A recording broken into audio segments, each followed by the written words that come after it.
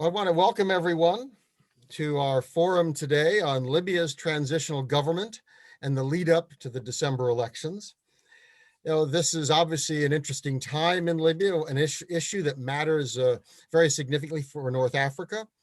And it's a new challenge for the new administration in Washington, which already has its plate very, very full.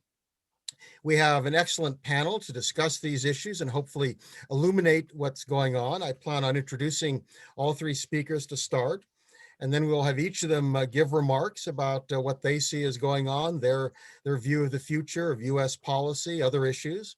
And then we will open it up to Q&A. So what I would appreciate if you all would send a note to me if you have questions. We'd love to have them. Send them to the chat faction, the chat function, to my attention. That'd be very helpful. Leading us off will be Saini Fasanotti, who is with us from Italy and is with the a non-resident fellow at the Brookings Institution. She's also a senior associate at the Institute for International Political Studies in Milan, a beautiful city, one that I think is a great place to be. She's done field work and research on a number of North African countries, including, no surprise, Libya, and another garden spot, Afghanistan. So she has a wealth of experience here to bring to us. Author of many, of much work, a lot to be read, and I'd suggest that you go to and see what she has written.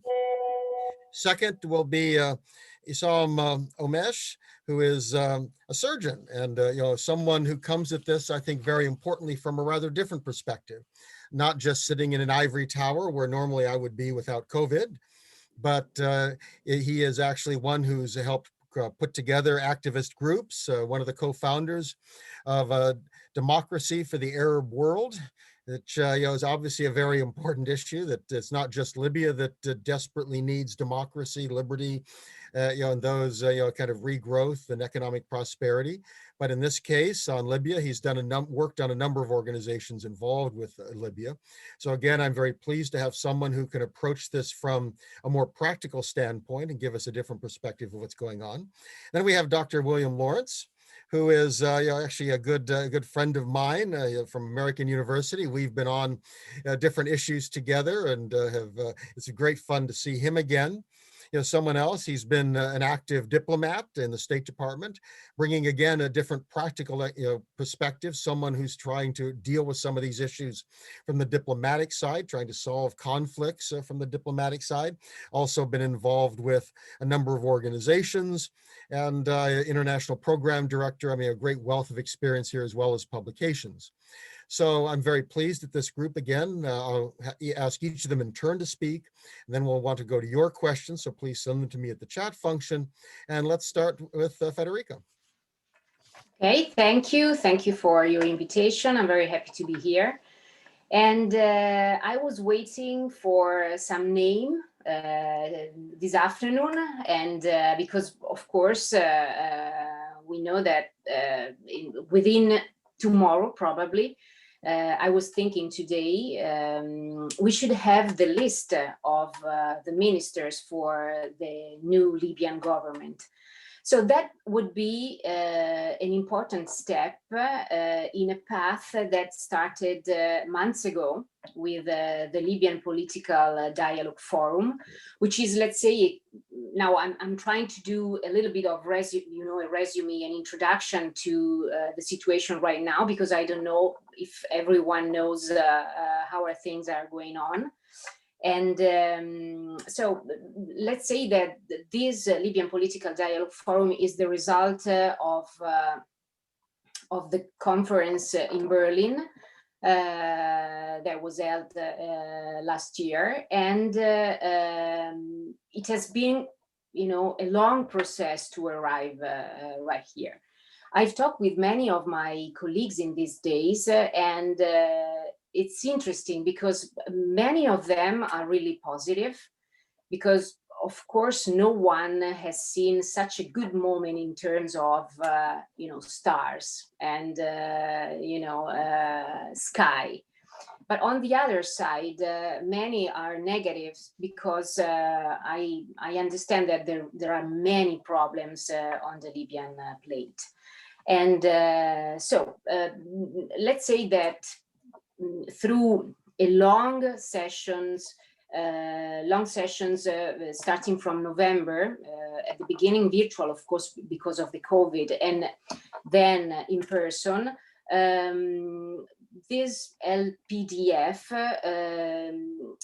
agreed on a roadmap, a very credible roadmap, political, and not only political, but also social and connected to the economy. Of course, here we should have, a table. Let's say that an healthy state is like a table with three legs. So one is connected to the social level, the other one, and security level, of course. The other one is connected to the economic level, and the other one is connected to the political level. Now, we have finally some new good movement on the political one, but we have huge problems on the security and social level and the economic level, of course. I'm specialized in irregular wars, and one of the things that I've always seen is that insurgency usually come from a huge sense of injustice. And one of the biggest problems in Libya is this. So the path will be, I guess, very, very long. On the other side, of course, we know that let's call it the winning ticket in the political terms. Not very, let's say, newcomers, but a new team of four head, like the prime minister, who is Mr. Abdulhamid Dbeiba. I hope to have pronounced him in the right way. Then as chief of the presidency council, Mr. Mnefi, and then a political man very well known, who is Mr. Moussa Al-Kouni. And in the last, let's say, the last name is the name of Abdullah Hussein Al-Afi. So these four men, and above all the prime minister, will have the task to find the new government, a government with ministers who are appreciated by everyone. So by the HOR, the House of Representatives in Cyrenaica, but also from the big, cluster of course, former politicians in the GNA and militias in Tripoli. This is one of the biggest problems, of course, because everyone will be, will be satisfied, and this is very difficult, in my opinion. So now it's a little bit, too early to say everything will go smoothly. We need to see the names, of course, to give a right opinion. But of course, many signs are good, different from if we compare with the past. So, for example, everyone conceded, and everyone congratulated the winners of this ticket made by four men. And it was, in many respects, a surprise, because the favorite ticket was the one with Bashaga and Aguila Saleh. So, for sure not this one. But also Haftar, Field Marshal Haftar, who is the big spoiler of the peace process in Libya until now, let's say, embraced this winning ticket. And I think that many good reactions were also given by the GNA. And I've been surprised by the reactions of the international actors, let's say, and above all, not only Turkey, because we know that Dbeiba is very close to Turkey in many respects. for history, for relationship, business relationship, and so on. But I was surprised by the reaction of Egypt. Al-Sisi congratulated, and above all, we are listening that Egypt is very well focused on the reopening of the embassy in Tripoli. And so all these things give, let's say, a little bit of hope. Now, we are waiting the names, and we will see. Then, after the names, the HOR will have the task to say yes or no, so to approve or reject the government. But just today, Al-Dbeiba said, look, if you do not approve this kind of government, I will go directly to the 74 members of the LDP. And so the prime minister could, in theory, decide to ratify the government unilaterally. And that, of course, will give other problems of stability, of approval from the HOR. So I don't want to talk too much. I want to leave space to my colleagues, but this is just an introduction to make our audience to understand what's happening here, and that we are waiting for the names at this point. Well, thank you. I mean, this certainly is a positive point in a process. It's really a 10-year process. I mean, we are going back to 2011 with the ouster of Muammar Gaddafi. And since then, we've seen ups and downs, and then certainly the last couple of years, the conflict between the Government of National Accord and the Libyan National Army and Marshal Haftar, and of course the intervention of so many outside parties, which is what has made this so complicated. And I think you're right. The potential of getting Egypt and Turkey behind the same government is, if it works, would certainly be extraordinary. So Esam, I mean, how do you see this? It certainly does look like hopeful signs.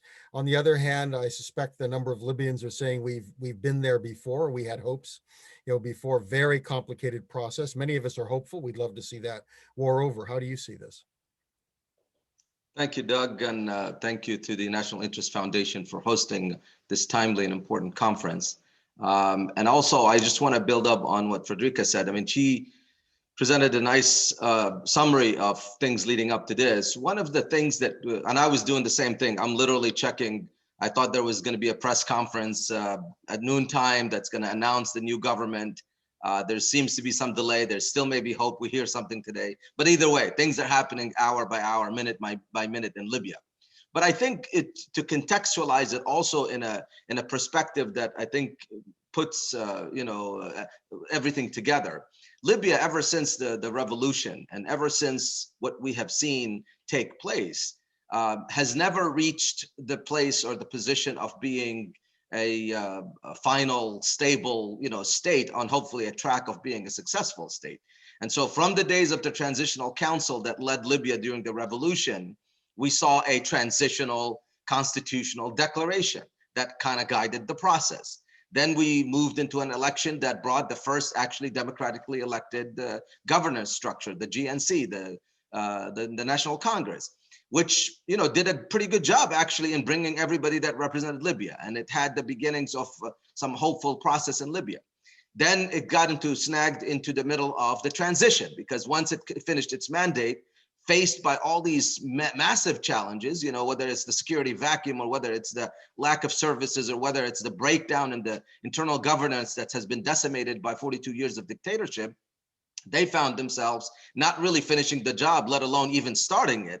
And so they were faced with a transition, and now, of course, in a climate of political, conflict, there was issues that pushed into the election of the parliament, which came to follow, but came in bad times. It was challenged constitutionally in the Supreme Court, and in fact, the people who challenged it won. It was faced by a low turnout. It was less than 1/4, arguably, of who voted in the first, elections. So it came out with some issues, and then it resulted in conflict in terms of the transition of power, and it relocated to the east of the country, and that created the seeds of division as well. And in the middle of all this mess, we see this warlord, coming in and declaring, his military option, his choice of way of fixing the Libyan problem.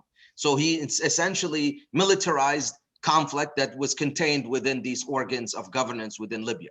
So now we see the eruption of conflict, his so-called war on terror, but then that started becoming the entry point for all these proxies that wanted to really have a foot in Libya, may have, had their own reasons to be involved. But now you see, dual countries at the level of Russia and France and the UAE and Egypt, and of course, Qatar has been there to help, both parties at some point, but then mostly the Western, camp.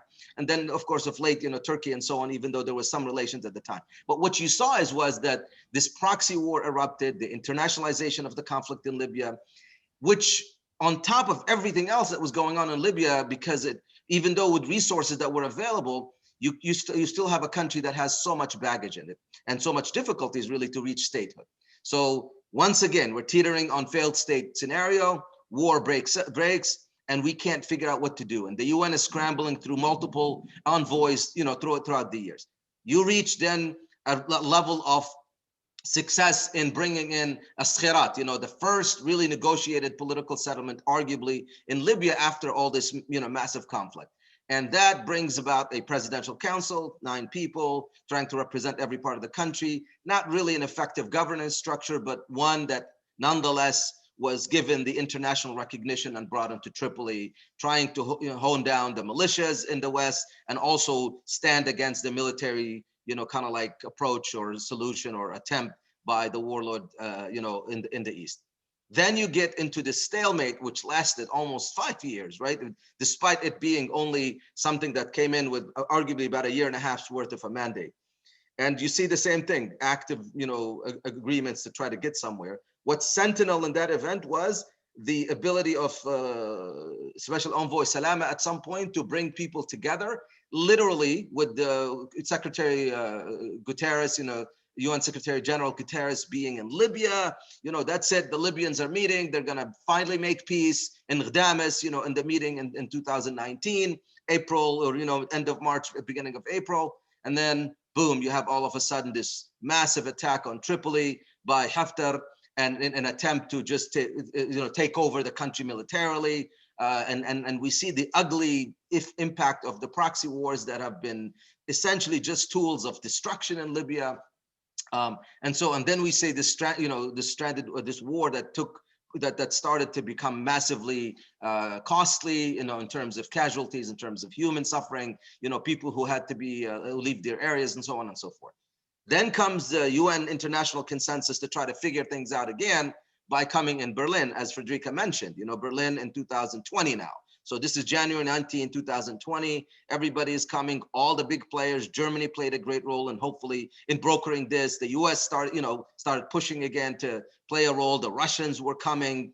The Turks actually entered Libya in November of 2019 to help, the government of the National Accord, which was a recognized government. And now you see some sort of bringing balance to the forces that are fighting really in Libya, because Haftar at some point, with the Russian help and with the massive UAE and Egyptian support, he was close to taking over Tripoli. I mean, he crossed hundreds of kilometers to surround that area. That being said, the Turkish factor bringing a balance into the into the military field, that brought about the will to sit, and Berlin was born, and it was very effective in trying to create the pathways. So they created, 3 pathways at the time, and they developed into 4 or 5 now, but mainly the security military track after a ceasefire, the political process being activated as much as possible, and then the economic front trying to, secure the revenues to Libya's process of transformation and stability. That takes us to really, Salama did his best, the UN special representative, then stepped down, and really Stephanie Williams rose to the challenge, and she did a tremendous job trying to bring about a political settlement to this discussion. And that's what led us to the Tunisian, that was preceded by Morocco's and Geneva's and, and multiple other venues to try to bring the Libyans together and bring these pathways into a situation where we can much more focus on political settlements than any military or any proxy intervention that may tip the balance one way or the other.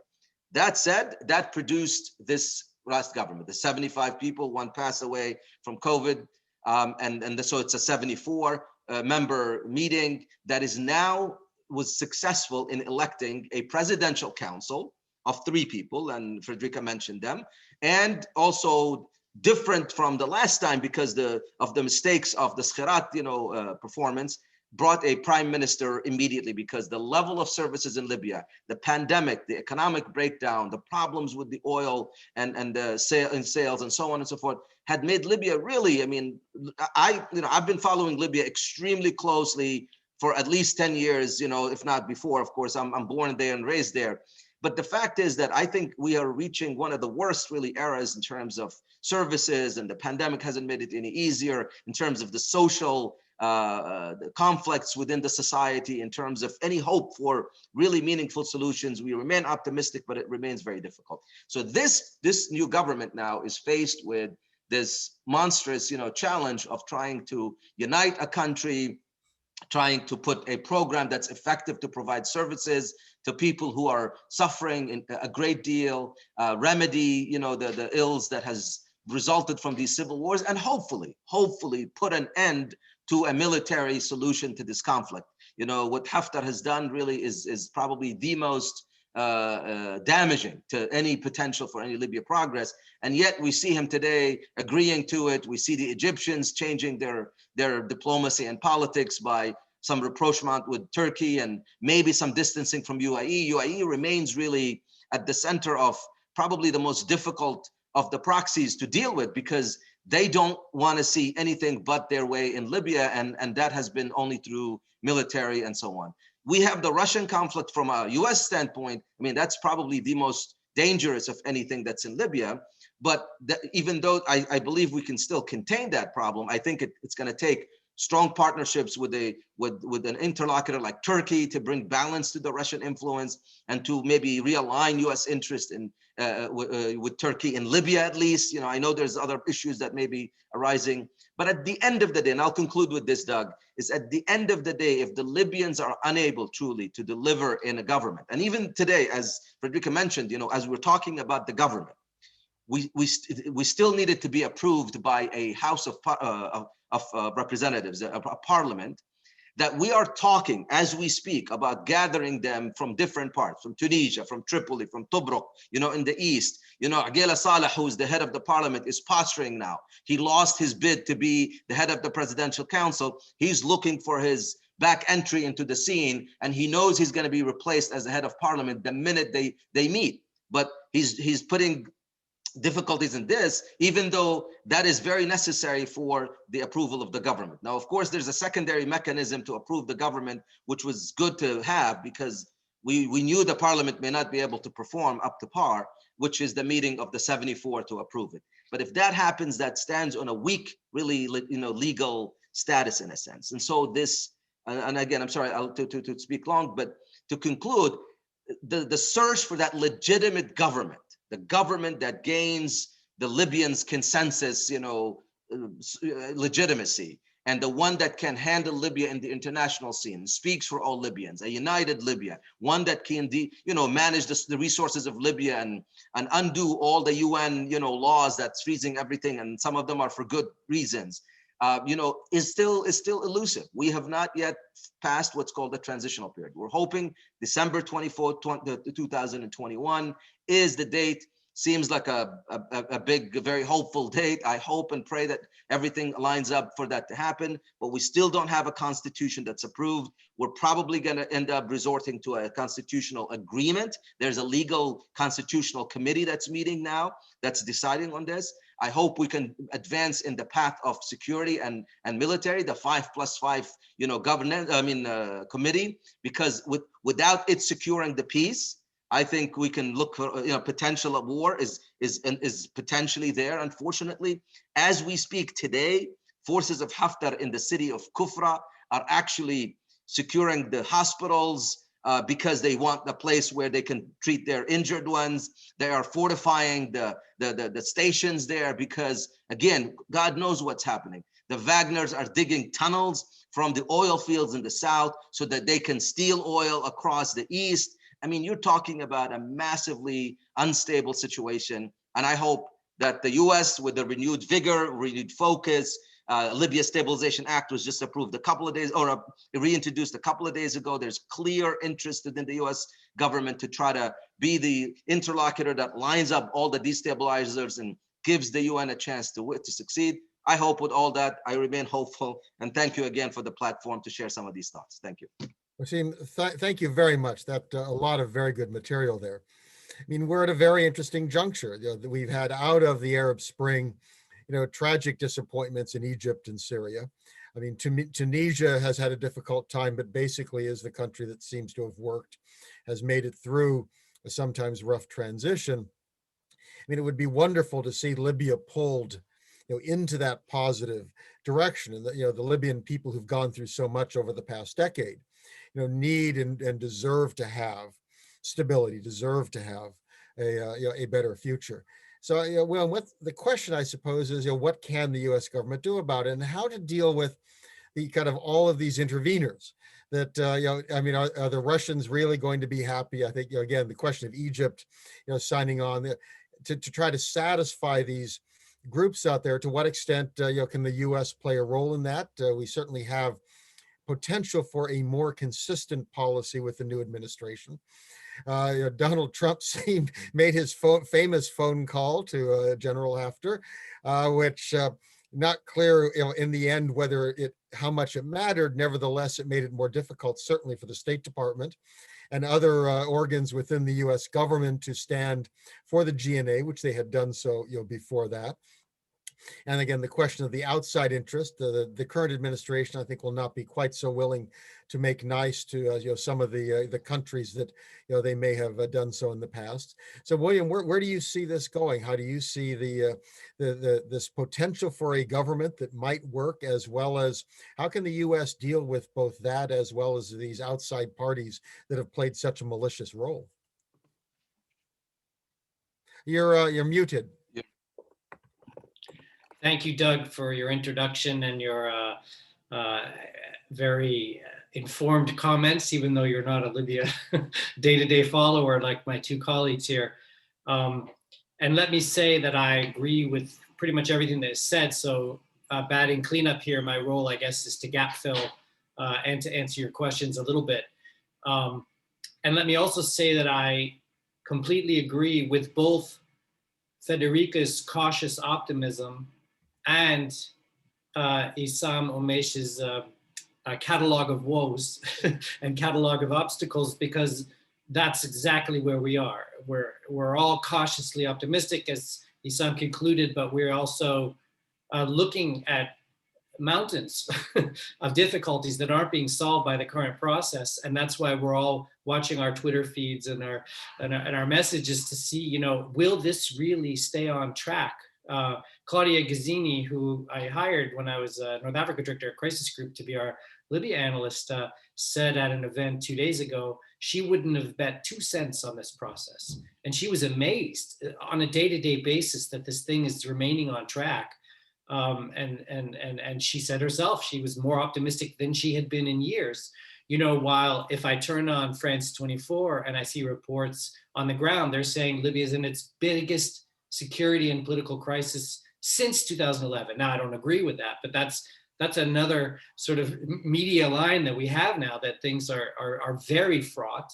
There are all kinds of challenges, and I agree with that. Let me also say that I've been following Libya day to day for about 17 years. I was Libya desk at State. I was in charge of several Libya portfolios for State Department for about 5 years. Then I was at MEPI running the Libya programs, and then at Crisis Group and Control Risks, where I watched Libya day to day. And I have to say, and this is not a popular thing for me to say among Libyans, everything I learned about Libya from 2004 to 2011 still applies about Libya from 2011 to 2021. And so, a lot of people thought that the revolution, fundamental things would change about Libya. and a lot of things did. We have some democratic muscle memory now, which I'll get into in a minute, but we don't, we haven't solved the problems of 2011 at all. Almost at all. Let me also say that notwithstanding everything I just said, there's two myths. I've been giving talks. I teach comparative Middle East, North African politics, and I'll often go to speeches in Washington where people say, country X is completely different from country Y, and then they'll talk about something that's actually quite similar between the countries. We often get what's similar about MENA countries and what's different about MENA countries wrong. And one of the myths is that there's something fundamentally different about Libya that means their democratic possibilities and democratic aspirations are different. And I couldn't be in greater disagreement for that. Omeish with us today, the embodiment of a set of values, which is widely shared in Libya. Libyans are very democratic, very much anti-corruption, very much in favor of human rights. I mean, if you look at the Libya polling, they're often pessimistic about the process. They're pessimistic about the players.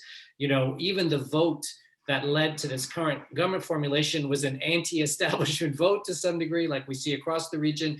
But notwithstanding all that, the fundamental values that drive Libyans are the same ones that drive Tunisians, and I would argue the same ones that drive you, Doug, in many ways, in terms of your reference to values and introduction. And that's very much similar among Libyans and others, and I think that's often lost in the Orientalist and historical tropes that Americans and Europeans often use to describe Libya, and then Libyans fall into those traps, talking about tribes and talking about Islam in ways that are unfamiliar and weird.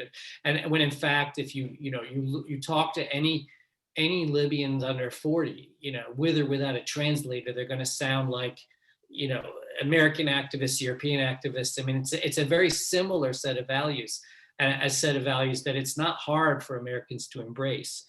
Let me also say that another myth on Libya that we need to confront is that, and Esam started to slip into this, but he didn't. This wasn't his point. So let me just be clear about it: that somehow the elections of 2014, with their low turnout, derailed Libyan democracy. When in fact, as Esam knows, and that was the corollary point, the secondary point he made, that Libya was derailed 2 months before the 2014 elections, when renegade General Haftar attacked the parliament and then proceeded to try to take over Benghazi for 3 years. It took him 3 years because he's a quite ineffective army, which is one of the reasons his allies have started to abandon him, because it's another losing war effort on Haftar's part, notwithstanding that moment of success in 2019 with a lot of foreign mercenaries doing a lot of the heavy lifting. But Haftar was anti-democratic from go. Haftar derailed the elections of 2014. Haftar blocked the parliament from meeting the way it was supposed to. Haftar made sure that the HOR didn't ratify the Libyan political agreement of 2014. Of 2015. And it's Haftar that's the wild card still right now, with his Wagner mercenaries building the trench and doing all of the other things that Esam mentioned. And so, let's call a spade here. Elections didn't derail Libya's progress. Anti-elections derailed Libya's progress. And now we have the muscle memory of 8 years of national and municipal elections in the West and 3 years of national and municipal elections in the East, plus the period of 1951 to 1969, when Libyans were under a constitutional monarchy but had elections with outcomes, of a kind of Libyan democratic muscle memory to build on that shouldn't be dismissed outright. Now, let me say that also that notwithstanding that a lot of the explanations used by Libya are wrong, one of the things we hear quite often is kind of true, and let me underscore it. Libya is a rich hydrocarbon state. It's a rentier economy. It's a distributive state, following Dirk van der Waal's characterization. And the major fight in Libya is often who gets the money, because they have a lot of money. And there's a spoil system that's domestic, and there's a spoil system that's international. And one of the reasons that all of these international players have been acting in unexpected ways, in ways that Federica and Esam were a little bit surprised about, as they were saying and sort of watching what's happening, is because promises have been made about hydrocarbon access and reconstruction contracts and other things sort of behind the scenes as these spoils get negotiated. And one of the reasons that this process that surprised Federica a little bit, and Claudia and everyone else, is on track is because Dubeba is making promises behind the scenes in Libya about the distribution of oil and gas benefits and contracts and everything else. And as long as, unfortunately, this corrupt system of international and domestic distribution of spoils is in place, the political track we want to remain on track will probably keep going forward. If anyone gets cut out, any of these international players or any of these domestic players get cut out from this corrupt distributive practice, we'll probably have a serious risk of a return to war. And that was Stephanie's predicament. You know, do you deal with, you know, Libya as it is, or Libya as it wants to be? And I've been at several conferences over the last 2 weeks in which Libyans were lamenting how horrible this looks for the reasons I was talking about, and others, including a lack of constitutional basis for the elections, all these things. But all of the Libyans I've heard speak never have really a solution to the fact that these power centers and power brokers and people connected to militias are the powers in Libya right now. And you can't dump them, as to some degree the LPA in 2015 tried to do, and say, no, I want to remake Libya uncorruptly and perfectly, you know, and all these people who want the spoils, they're just going to have to sit back. Everyone's going to have to turn in their weapons. We're all going to be uncorrupt and accountable and transparent. Everything will be fine. That's not the real Libya that we live in now. The real Libya is this one of spoils and guarantees and behind the scenes deals. Given that doesn't mean we have to throw in the towel here and just say, okay, Libya is going to be a corrupt oligarchy. You know, what it means is that we have to put in place, and this is where the US will have to play a big role, accountability mechanisms for every dinar. And the US is playing a large role, as is the LPDF, in what will be the financial arrangements of this new interim government and the government after the elections, to make sure that there is less corruption, that it's moving in the right direction, that the corrupt people hopefully die off, you know, get pushed aside, that the political deals hold, but the system starts to get better, you know, right from go. But if you talk to the Libyan man on the street, right, as I hinted at earlier, and just like Tunisia and elections all around the MENA region, they want to get rid of these guys. They want to get rid of all of them. Even a lot of the foot soldiers that joined Haftar, and there weren't that many Libyans that joined Haftar relative to foreign mercenaries, had a list of grievances like the ones Federica said that they want met, and they don't like the current people in place, or either in East or West. So throw the bums out is the sentiment right now, you know. And then we have to. So I would not be surprised, and this is an important point I think to make, if the HOR says no, because Stephanie Williams put a lot of sweet things into this roadmap. And one of the things she put in that no one really noticed, and Dubeba referenced it, but not because he wants to be unilateral. Dubeba referenced it because that's the plan, that the HOR can't even have a quorum for the reasons Esam said, or they manage their first quorum in forever, in years.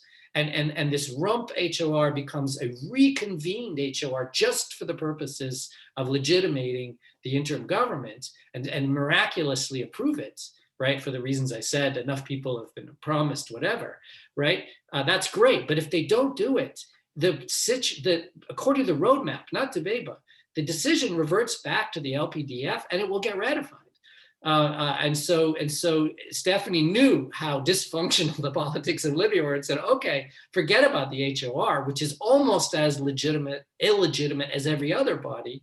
You know, they have a shred of legitimacy, sort of, in theory, you know, above the others, but not really, you know, supporting a renegade general for 5 years in a civil war, you know. So the LPDF has this extraordinary amount of power right now, where they're the kingmakers, and they're not only deciding all the important decisions about the elections, they're not only going to end up deciding who's controlling the country for the next 10 months, but they're making important decisions about the legality and constitutional basis of the elections, about a set of constitutional and transitional justice issues that the legal committee is dealing with, and all of these financial arrangements that I was talking about that are going to have to be sorted out, as part of the economic piece of the three-track system invented by Esam Salome and implemented by Stephanie Williams. Let me make a concluding point here about the U.S. The U.S. and Libya have had a estranged relationship over the years. For the last 220 years exactly, the U.S. has either been fighting with Libya, saving Libya, or ignoring Libya. With equal doses, right? And we've had another cycle through that in the last 5 or 6 years. Going back to the 1801 attack on Tripoli, but the 1790 whatever. Actually, it's further back, the Treaty of Friendship. I mean, this goes round and round over the years. But at the critical moments of independent Libya, 1951, right? 2011. 2015 with ISIS taking over a swath of Libyan territory, and 2020 with Berlin. Not only were the Americans the most effective ones on the ground in Libya to put Libya back on track, but at the UN, where they got the requisite UN Security Council resolutions passed, Chinese and Russian buy-in, or at least abstention to get out of the way. And this is one of several reasons for which Libyans have a lot of faith in the American Deus ex machina, the cavalry that rides in after ignoring Libya, after bombing Libya, after all these terrible things the U.S. does vis-a-vis Libya. They tend to ride in and save the day on Libya. And the Biden administration would be very foolish to follow the lead from behind formula of the Obama administration, why didn't the Brits, why didn't the French do more? While the Italians are pointing out everything the French and the British are doing wrong, but then the Italians can't agree. I mean, before Palermo, we had 3 different positions from the presidency, the defense minister, the foreign minister on what the conference was even about. So I could say that with a lot of Italian friends from Boston. I know the culture. But the Europeans will not solve Libya. It's going to have to be the Americans in the leading role. Stephanie gets it. Jeff Feltman gets it to some degree. I was in an event with him today, at Brookings, who's the former UN number 3. The U.S. is going to have to step up and manage the current situation with the sort of the ghost of Stephanie guiding them as she stepped down. The ambassador is quite good, Norland, but helping in every way on the political arrangements, the economic arrangements, and the security arrangements, because no one else is showing as much leadership, positive leadership in these areas, in all 3 areas, than the Americans. Even the Turks haven't done as much if you look at all 3 areas. So with that, I'll conclude, and thank you, Doug. Well, again, if our audience wants to give some questions, please send them to me in the chat function. And Federica, I'd like to let you make some comments here. There's an awful lot that has been said, an awful lot of issues have been put on the table. So I'm interested if you have a reaction on what people have been saying. Yeah, sure. Well, I agree with Omeish for sure about the idea of the militarization of the conflict from Haftar. I think that was really a change, was a key moment, and it was absolutely, I think, started because, of course, it was just a couple of weeks before the Gadames meeting. Everyone was positive about that. And so this military maneuver that Haftar made was, in my opinion, as a military historian, absolutely crazy. And I wrote it exactly the day after it started on the 4th of April. I came out with an article destroying him. I know that I cannot go to Cyrenaica for a long time until he will stay there, but no matter. But of course, it was really a blow for the peace process, and he is really responsible for this. And that's really connected to what I was telling about the lack of justice and the need for accountability for these kind of men. The problem now is that, maybe I'm wrong, I don't know, but I would not be surprised if to Haftar, if Haftar would have a minister, like the defense, for example. Because of course, if you don't give to him something to stay on the stage on one side, it could become dangerous in many respects.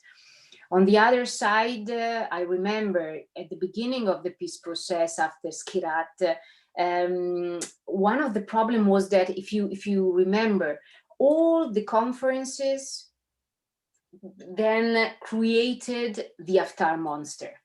I mean, one attack or a military blow or the stop of the oil field or whatever. I mean, so maybe he doesn't want to be effectively a politician because he sees Libya still, as he said, once not mature for democracy.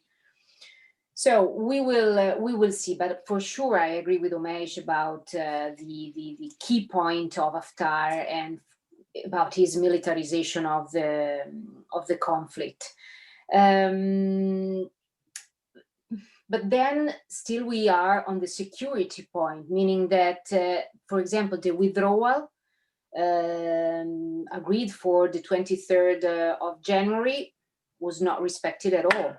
And as we have seen now, there are trenches, there are, the Wagner group also present in the country, Turks signed with the GNA the trilateral protocol last year, and again they extended this kind of protocol with advisory for troops, for the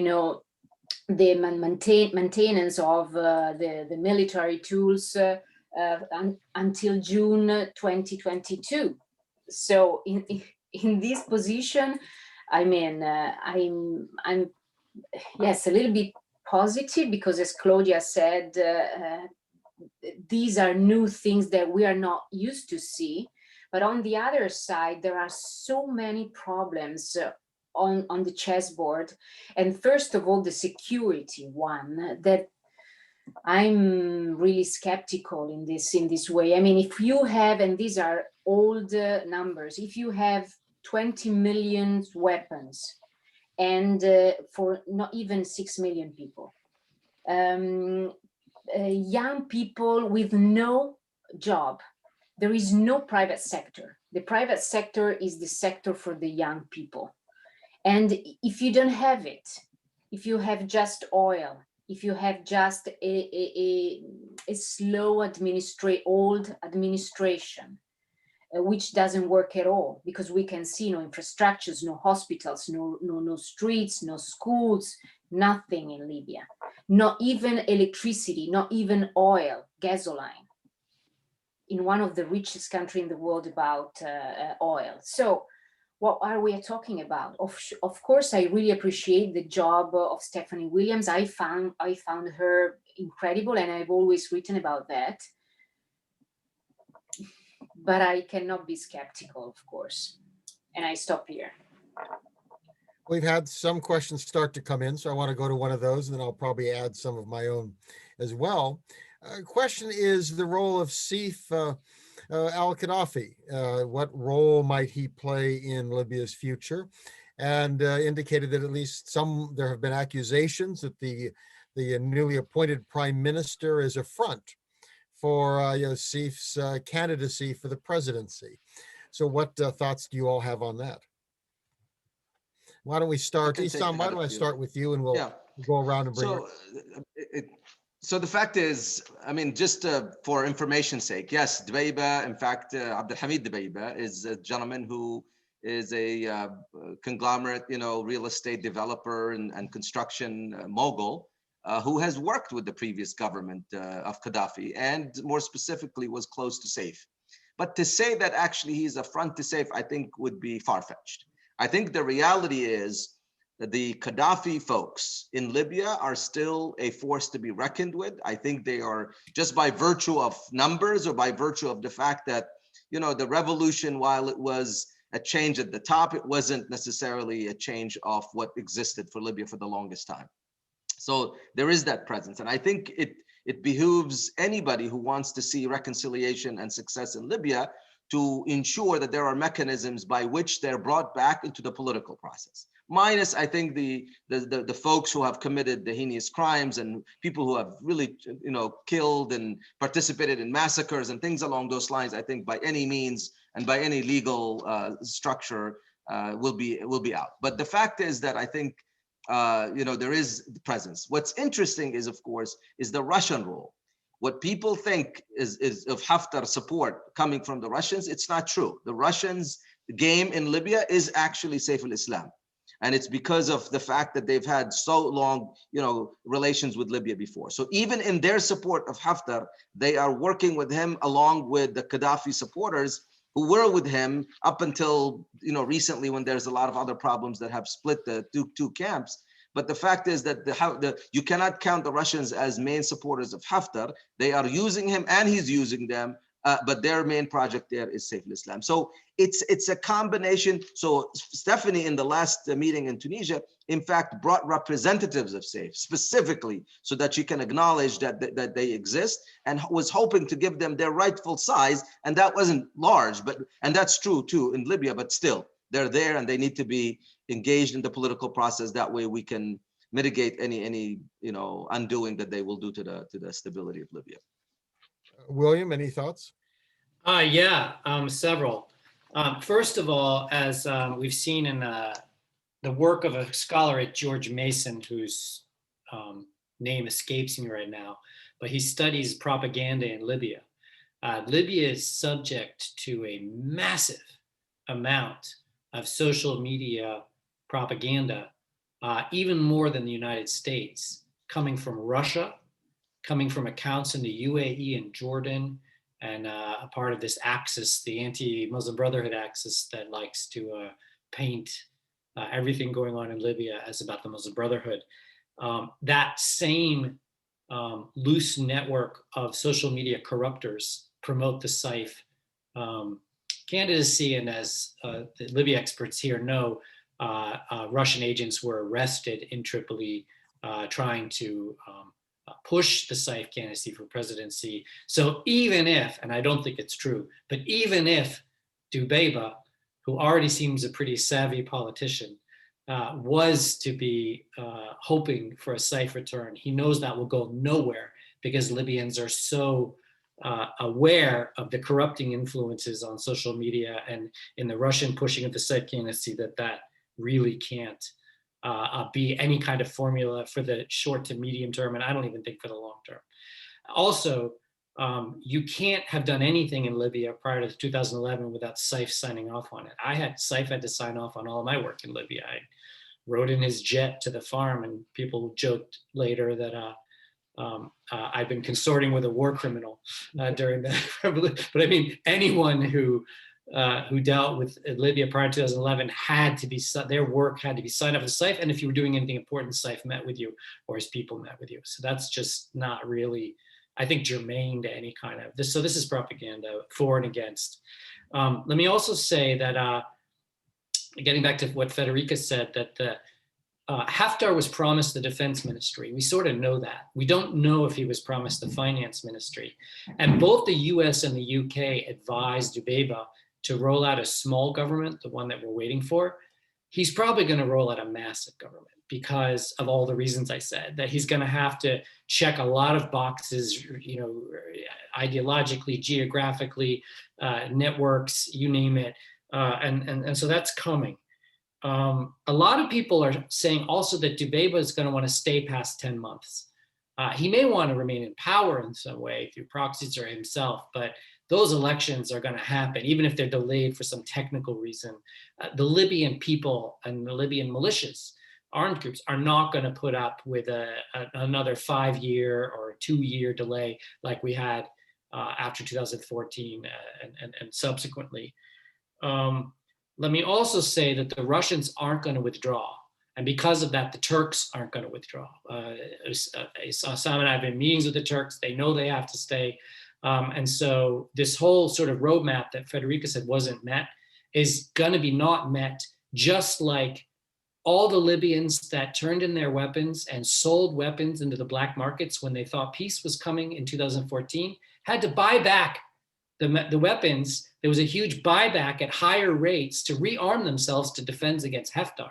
And all the Libyans that left militias prior to 2019 rejoined militias in 2019 to defend Tripoli against Haftar's attack and his siege. And so Libyans, what is it, twice shy, once bitten, twice shy, know that they can't turn in their weapons, that their mercenaries can't leave, and that there's not going to be any DDR or SSR on in the short term, notwithstanding Federica's expertise and what she and her colleagues are going to be advocating for. So because of that, we actually have to save Libya armed and ready.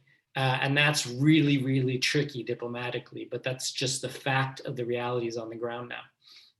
Well, I want to roll another question while I've got you, and then I want to go to Federica. Apparently, one of the questioners says that on the 11th of February, President Biden renewed sanctions against the Gaddafi family members. Now, and they wondered, is this a kind of an indirect attack on Haftar? Is this an attempt, is this simply a human rights issue, or is this an attempt to have an impact within what the new government is going to be and who is chosen? Do you have a sense on that? So since 2015, there's been a series of UN and US sanctions against Libyan individuals for good reasons, when a lot more people should have been sanctioned. And when you asked, so it wasn't consistent, which undermined the sanctions regime. So if you ask, like, why are you sanctioning that person, but you're not sanctioning that person who's equally guilty? They'd say, well, we need them to be part of peacemaking in Libya. So that's one of the problems with sanctions in general. And a second problem with sanctions in general is that when the US was disengaged with Libya, I got the sense in my meetings at UNSMIL or with US officials that we could somehow sanction our way into a happy Libya, that somehow sanctions could replace a policy.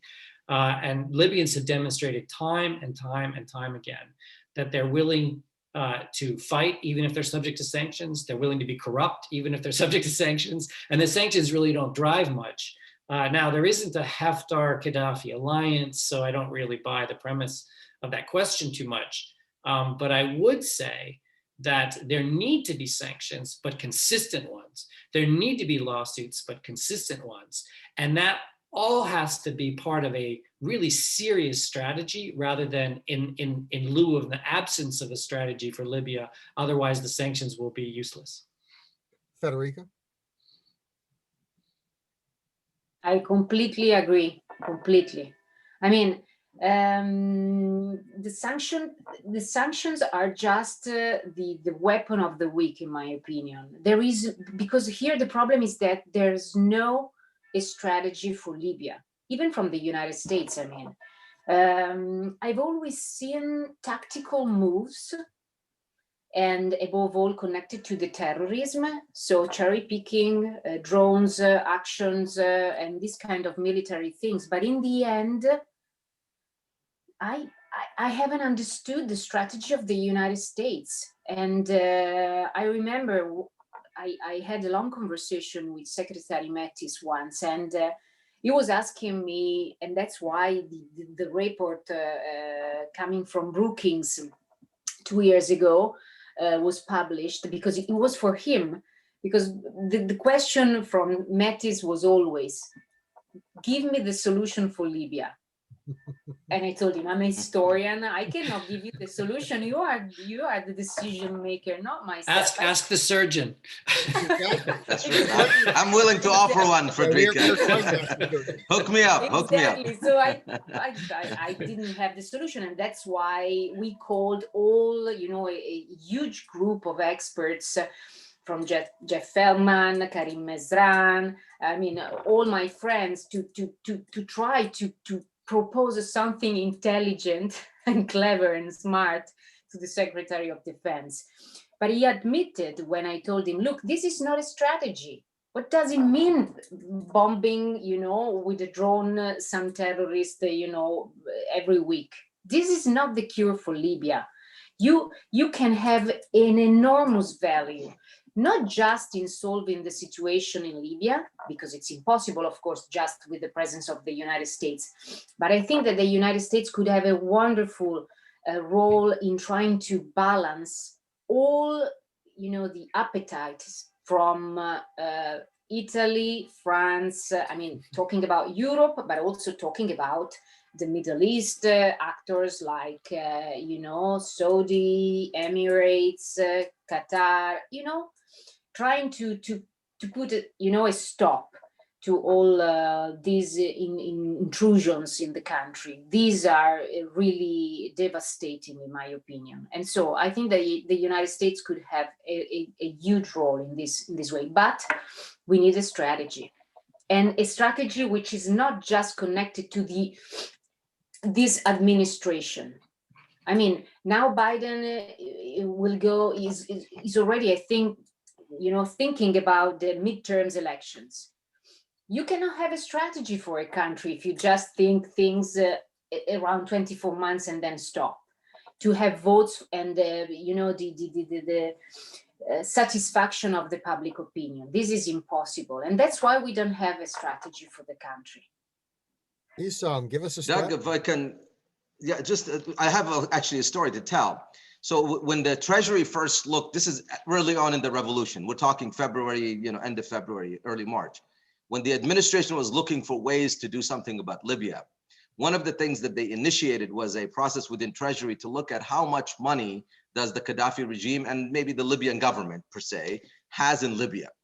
And I remember meetings when they were talking about thinking that it's going to be $3 or $4 billion at most. I mean, they were even, and they were surprised to find that it was 37 billion. That's at least just under the guise of the ones that they wanted to target, the Gaddafi family, the government. And I remember working with, committees in the Congress when they were looking into some of these issues, and we were adding names of people who were kind of like major culprits in this.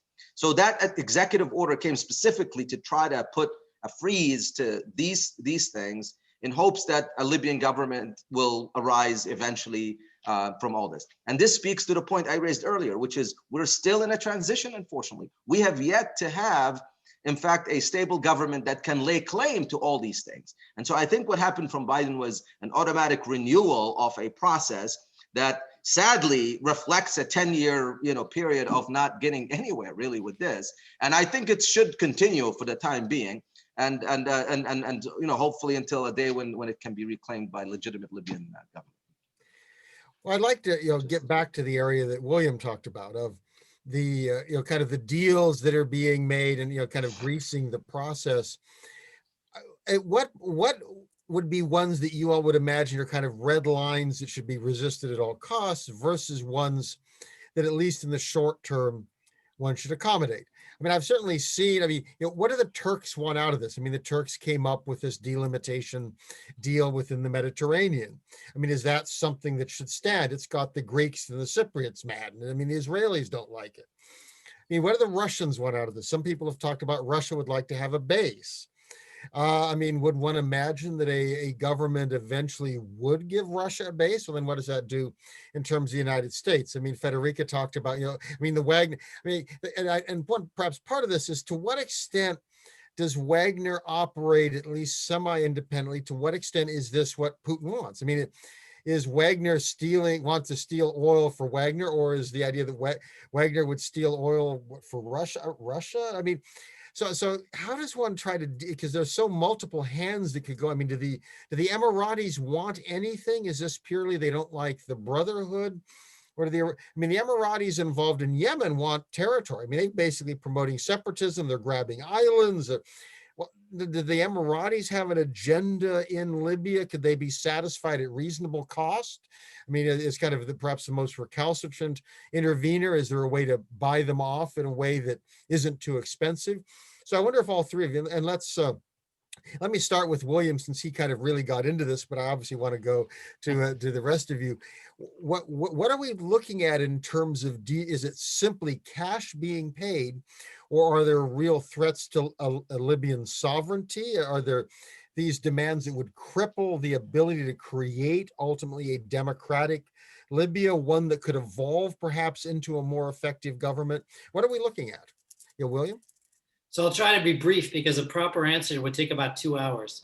But the simple thing is most of them want, and that includes France, Italy, and Russia, want access to oil and gas and contracts. That's the common thing. So it's Eni for Italy, it's Total for France, it's the Russian. Meanwhile, Russia's trying to scuttle all of these gas pipelines in the Eastern Med. They like everybody fighting because that means the Russians can sell all the gas to Europe. So don't expect the Russians to do anything predictable in the Eastern Med because they actually want everybody fighting, which is another piece of the puzzle that gets lost, but it's in the oil and gas press, but you don't find it in the mainstream political press. So the Russians are doing that. Now the Russians have an additional thing they want, which is they want either a port or 2 ports or a military base, air base or more in Libya. And as several Turks have pointed out in events that Esam and I have been at this week, they never leave. So one of the first things that the new Libyan parliament's going to have to do after December, before they collect any weapons and before they disband any militias, is to kick the Wagner guys out. Because the Turks don't want a base, but they'll have a base. They'll have a base in Libya if the Russians stay. And so as a NATO member, you know, there's this weird confluence or overlapping of US and Turkish interests, even though officially the US always condemns Turkey for what it's doing in Libya, like it condemns everybody else. But as Schenker said in his testimony before the Senate a year ago, actually, Turkey made this possible, Turkey made that possible. Pentagon put out a report saying all these Turkmen that were being sent by the Turks to fight on behalf of the Western government, they weren't ISIS fighters like everybody, all the propaganda was saying, you know, that's a Pentagon support for Turkey in an indirect way. So all that's going on. Now the UAE is the most confusing for a lot of people, but this goes back to this geopolitical, geostrategic, geoeconomic strategy of the Emirates, which is to create commercial opportunities and spaces throughout this region, which gets back to what you're saying about the islands and the Red Sea and all that, right? But also fight the Muslim Brotherhood at all costs. And I think when the UAE looks at Libya through Egyptian eyes, and when the Egyptians say, we've got a problem on the border, we want Cyrenaica as a buffer zone against the Muslim Brotherhood and ISIS and all these nasty people, I think the UAE was happy to see sort of an extension of their regional policy of like holding back the wolves, right? Holding back all the Islamists and creating commercial spaces. However, Gargash just got fired. And the UAE is going through a rethink right now on its whole strategy for Yemen and Libya. And so I'm not so sure that all these people in the UAE that I met with that don't like Haftar are going to back Haftar's next move wholeheartedly, notwithstanding that Esam's right that the UAE has not stepped out of Libya yet, and they're unpredictable and they are a spoiler. But I don't think the UAE is even quite sure how to get what they want in the Libya theater. Federica, how do you see this strange confluence of countries and interests? Well, at least a mess, and it's even worse now. A very technical term there. Yeah, because everyone says that the peace process is perfect, that I mean, he will follow the process, supports it, and so on, and then everyone does the contrary. So we have seen this, for example, for France.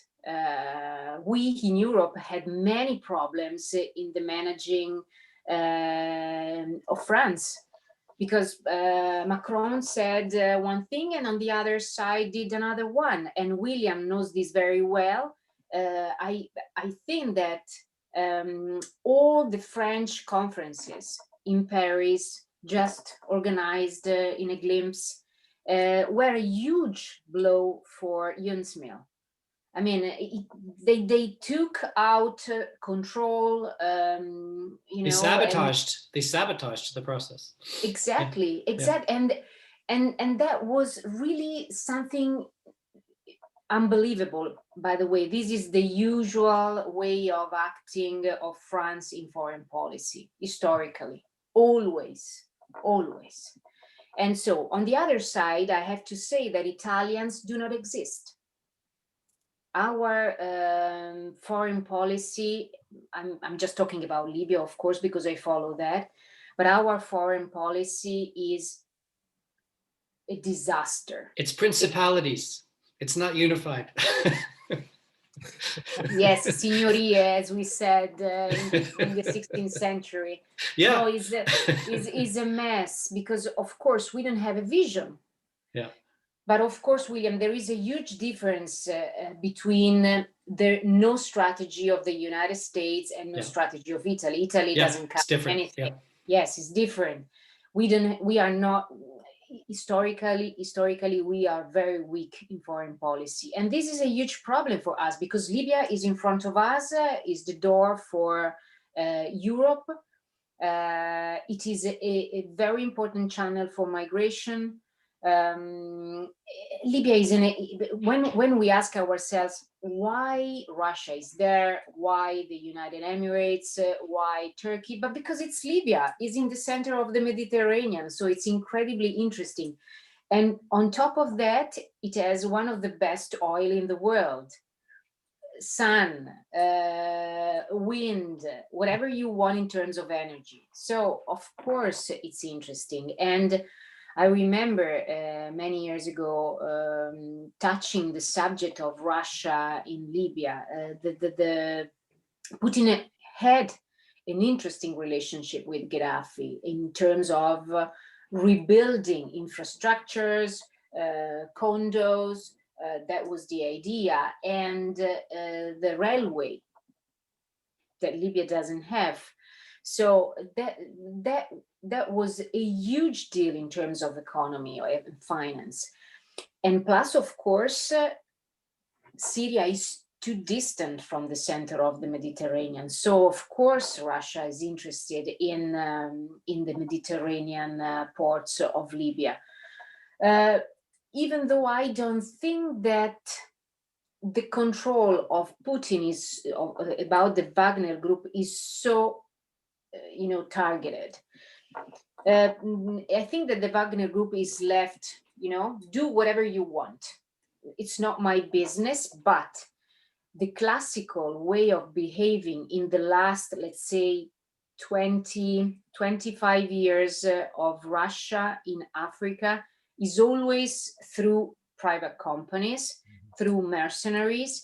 And so you can create the instability, and then you can act. You can, give training sessions to the government.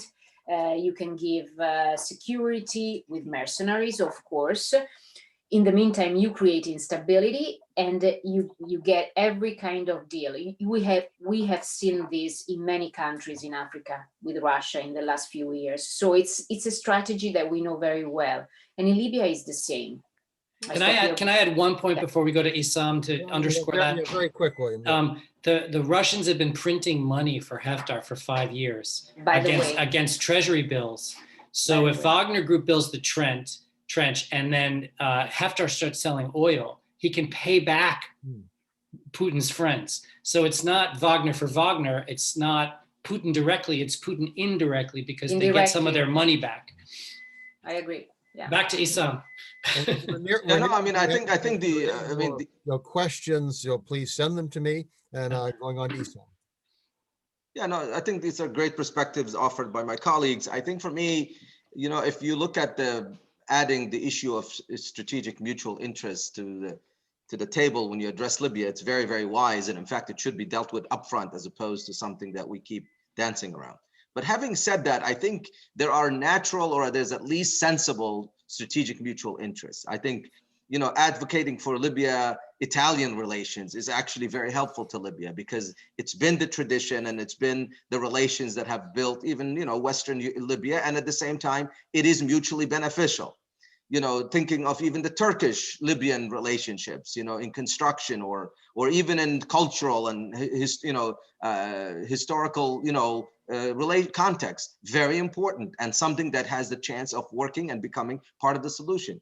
You look at the French, on the other hand, I mean, the relationships has always been toxic. It was always about the French just, you know, getting something out of Libya, but there's just not much in return. And I think it can be, you know, a learned behavior. Maybe they can learn from the Italians. Maybe they can combine with the Italians to do something meaningful. But then, and then Egypt, of course. Egypt has always had the numbers, you know, in terms of labor and in terms of historical relationships, of course, the border. And so I think we need to start acknowledging, and I think that's what the economic track has done in Libya, in addition to transparency and making sure that there's no, you know, mechanisms of governance that are not done properly, is to address these issues. Now, the Russians, I think, you know, for us, if the U.S. tolerates a base at the Mediterranean, then I think we've crossed the red line.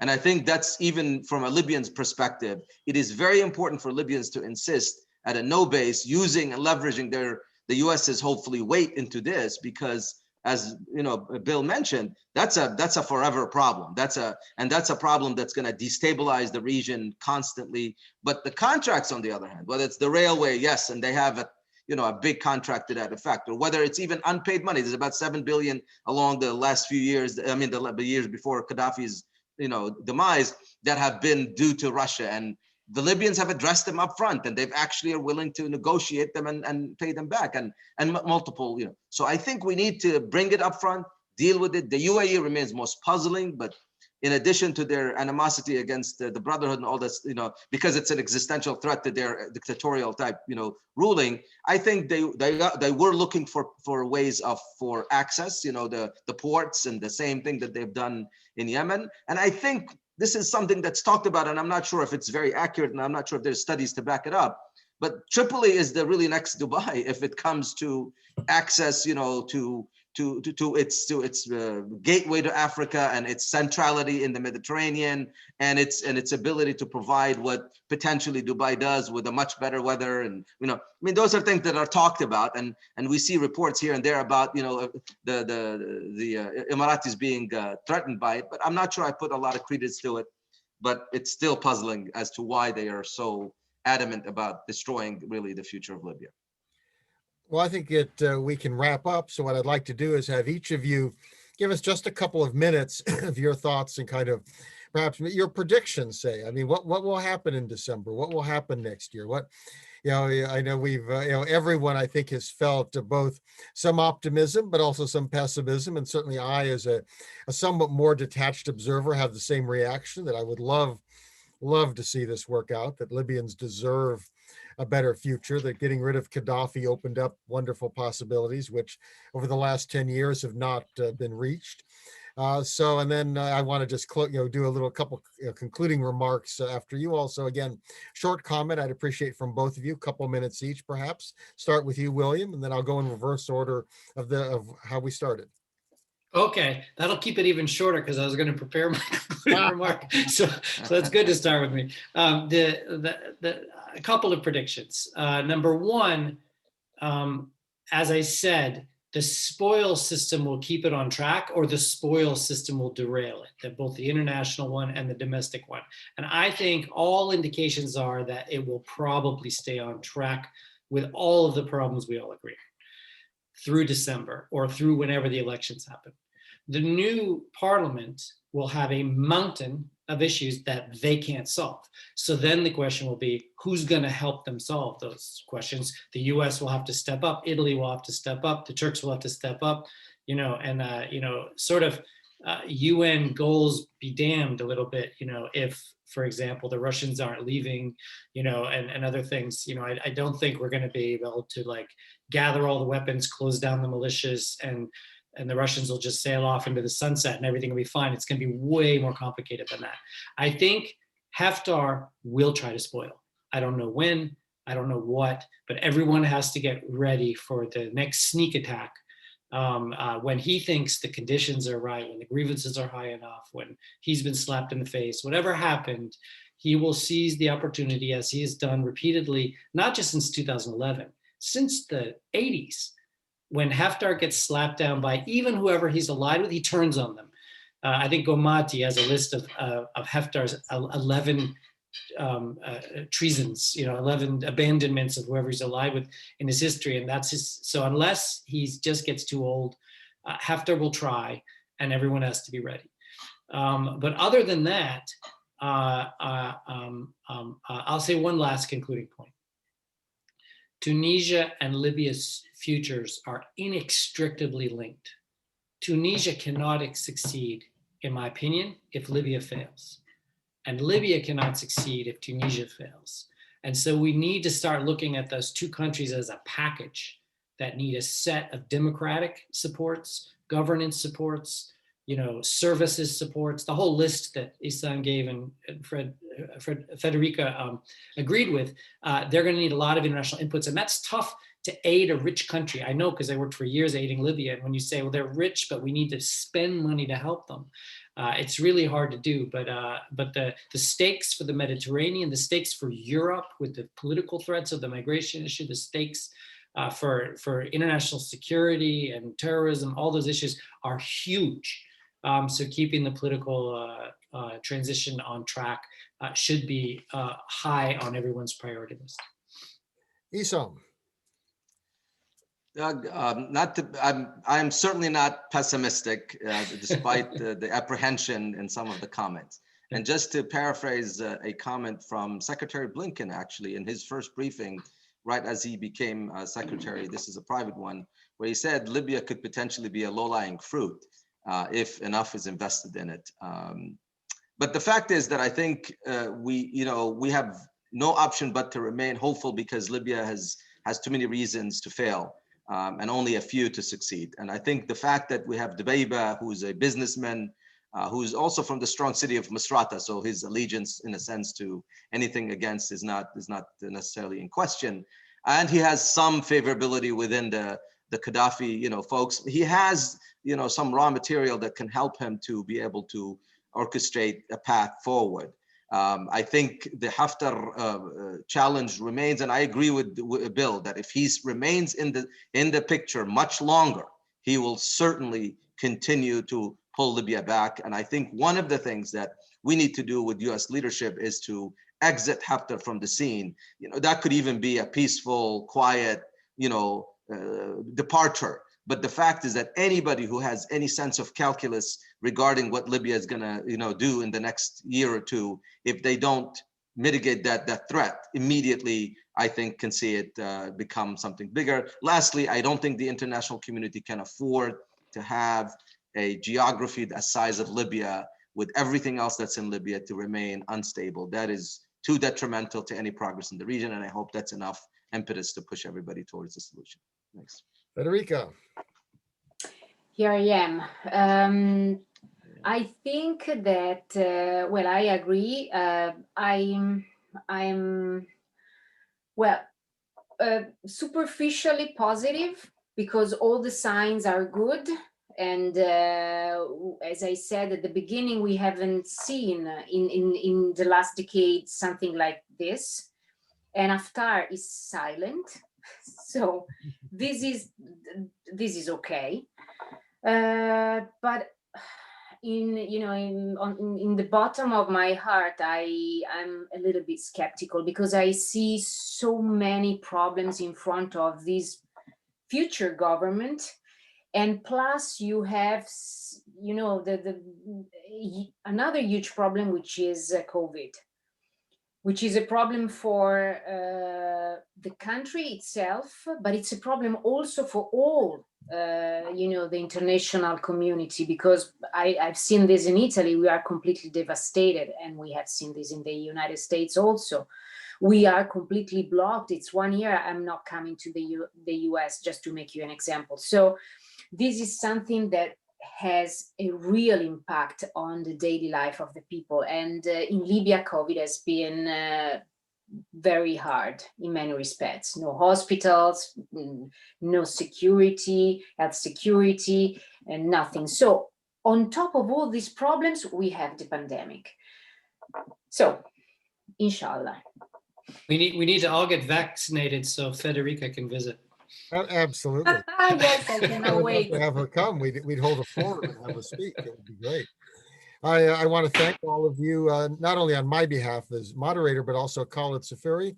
He would normally come on to thank everyone, president of the National Interest Foundation, but he had to leave. He was with us for most of the forum, but he had to take an early exit. And also other members, Bassam and others at the foundation. If obviously, as we all know, the people who make this happen tend to stay behind the scenes. You don't see them and you don't talk to them, but in fact, they're the people who actually make sure that the show goes on, as we say. So I want to thank everyone who tuned in. And I want to thank particularly our participants.